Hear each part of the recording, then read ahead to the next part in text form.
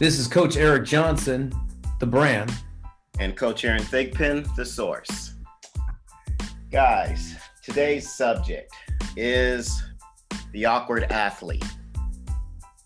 One of the most common conversations that I have usually go like this. Hey, Aaron, my kid's had a growth spurt. He's grown 6 inches over the summer, and now everything is haywire. They can't move right. They can't jump. Things just look crazy. Or I might hear, the kid's grown a couple of shoe sizes. Or, the kid's now struggling to keep up. And when just, a few months ago, they were this little firebrand out there on the field. But all of them are basically talking about a phase that a lot of athletes go through where their body gets out of whack, and it's because of Mother Nature. They're growing. It could be because now that there's new demands on the body in some of their sports, so there's an awkwardness to what they're doing. And this period usually will stretch anywhere between the ages of as early as 8 years old all the way to as late as 15, 16. And it poses quite a problem for the athlete during that time. And what I want to talk about today is how do you navigate that? Yeah, it's interesting, Aaron, because I've seen this happen over the years. I remember a story back when I was a kid, and we had this guy that wasn't a really good athlete, and all of a sudden a year later, this guy, I don't know what happened. He was the fastest guy. He became very coordinated, and you could see his confidence grow. And this guy became a fast twitch guy, and he was so slow the prior year. And like you said, Mother Nature caught up to him. And this guy became like awesome quarterback, great pitcher. It clicked. And I think the one thing I remember about this guy, his name was Rob Foss. And the one thing I remember is that he kept on, he stuck with it. He didn't quit football, didn't quit baseball, didn't quit basketball. You could see him just kind of figure it out he didn't quit. He kept playing all these sports. And I think that's one message I'd like to tell all the players and parents is if you're an awkward athlete, you're gonna go through that phase a little bit, but if you keep at it, good stuff will happen to you eventually. You just got, and like you said, the time clock's a little bit different for everybody, Aaron. Yeah. I mean, my favorite story to tell is one about a young man, and I won't mention his name because I don't want to embarrass him, but this was a few years back, but I get these kids a lot. It's probably one of the number one reasons why athletes come to me, especially during those ages.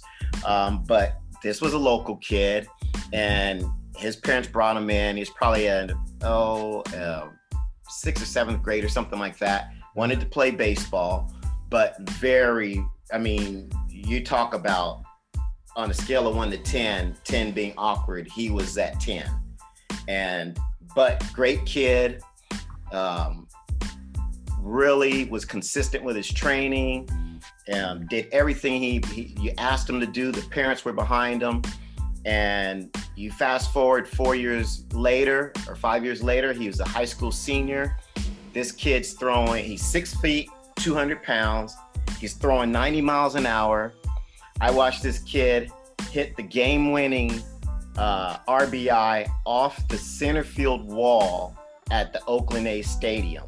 Oh, the Coliseum. Yeah, at the Coliseum. And this kid was their starting pitcher. He pitched a complete game. And so in a matter of years, this kid transformed himself. And, it's a testament to his will and his ability to stay focused and all the things that you need. And I always tell athletes, I said, the body you have at 8 years old isn't going to be the same body you have at 12. The body you have at 12 isn't going to be the same body you have at 14, and so forth and so on. You're not going to hit that physical peak until well into your late 20s, or maybe even mid 30s for some athletes. So I'm being a late bloomer myself. I'm a big advocate for late bloomers. and it's about doing the right things to buy yourself time to create those opportunities.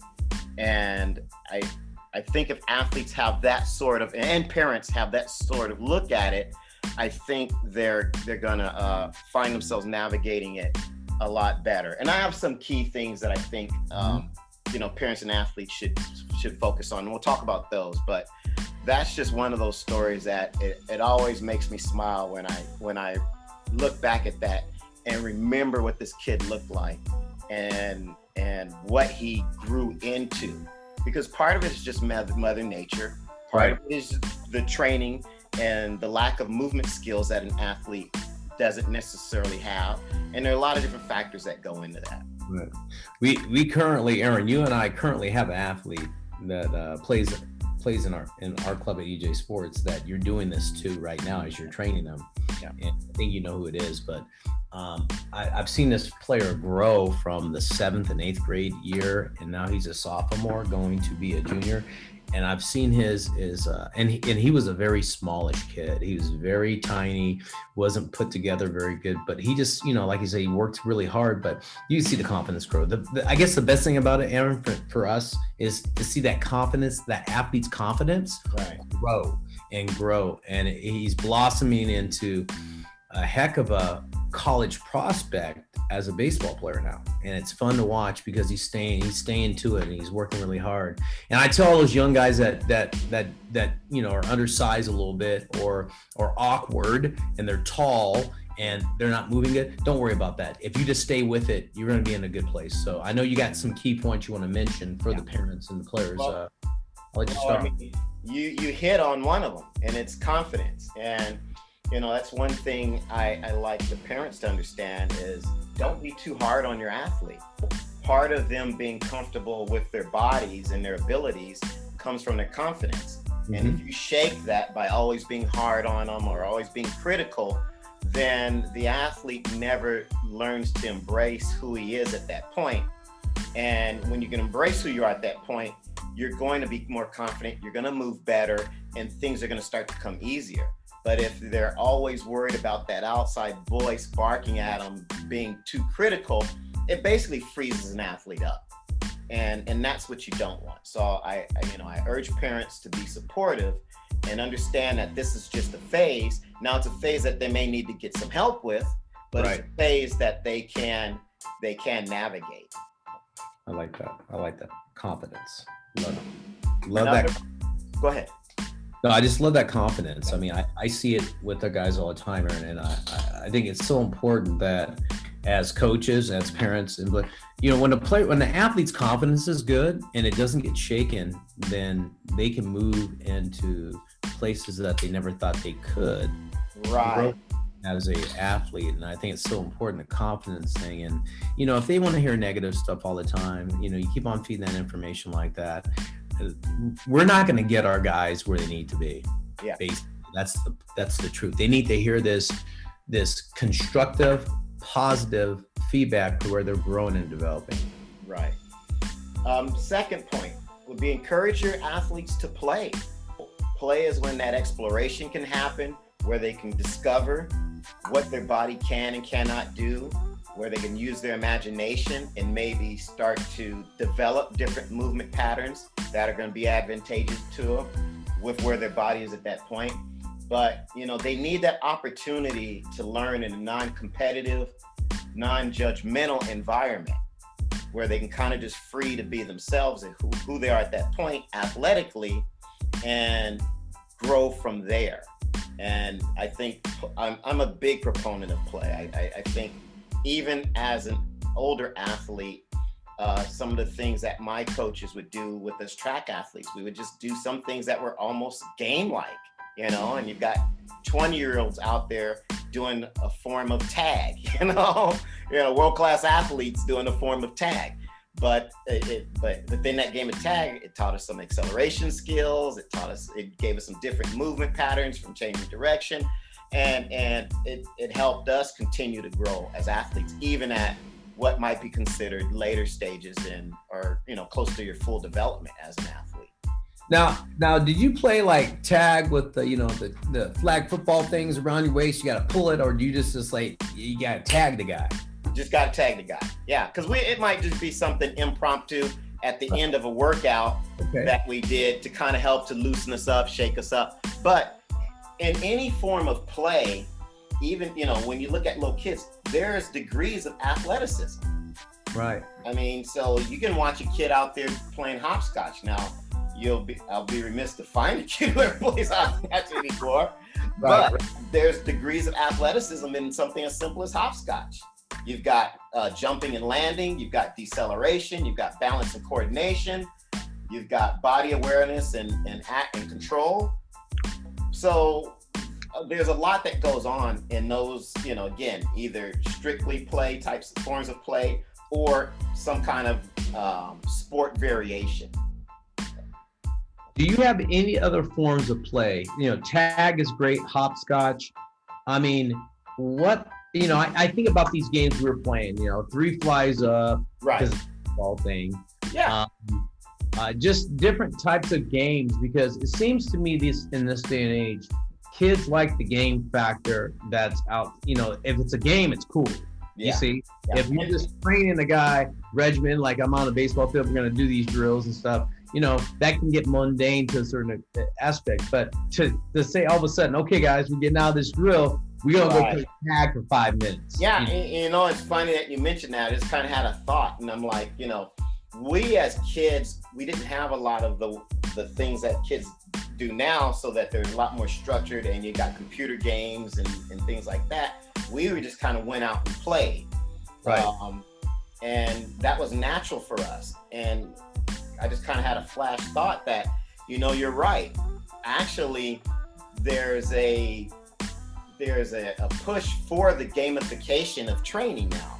A lot of it has to do with use of computers and things like that to get feedback. But maybe that's just an innate trait that we as humans have, and it's strong when we're kids. Right. And finding a way to tap into that is good. Whereas I think there was a period of time where, yeah, our generation played, but a lot of these kids coming up didn't play. Right. And it may not be that they didn't want to, they just didn't have the appropriate outlets. And so, you know, you can say the gamification might be a good thing or might be a bad thing, but there is, I think, something innate in us just as humans that likes play. Yeah. And I think needs to be fed. And if you're going to be an athlete, I think it's very important that that's integrated into the whole, you know, ecosystem of how you're going to develop as an athlete and move. Yeah. A great point there, Aaron. Another one, play multiple sports or athletic activities. Have a mix, some recreational, some competitive. And again, this is to differentiate from play in the sense that they're in a more structured environment. So you might be a baseball player, but you play on a rec basketball team, right, or a rec tennis team. So this other sport introduces different movement skills that are complementary to your primary sport, but they challenge the body in a different way. The brain thinks in different movement patterns. It's not competitive, so there's no not as much emotional energy, maybe, you know, tied to it, but it helps to develop. And usually I'll say at least have a 1-to-1 ratio. If you got one highly competitive sport, have one recreational sport. Generally, 2-to-1 is even better, but I know with today's time constraints that could be hard. But again, a recreational sport doesn't necessarily also have to be in a structured format as a league.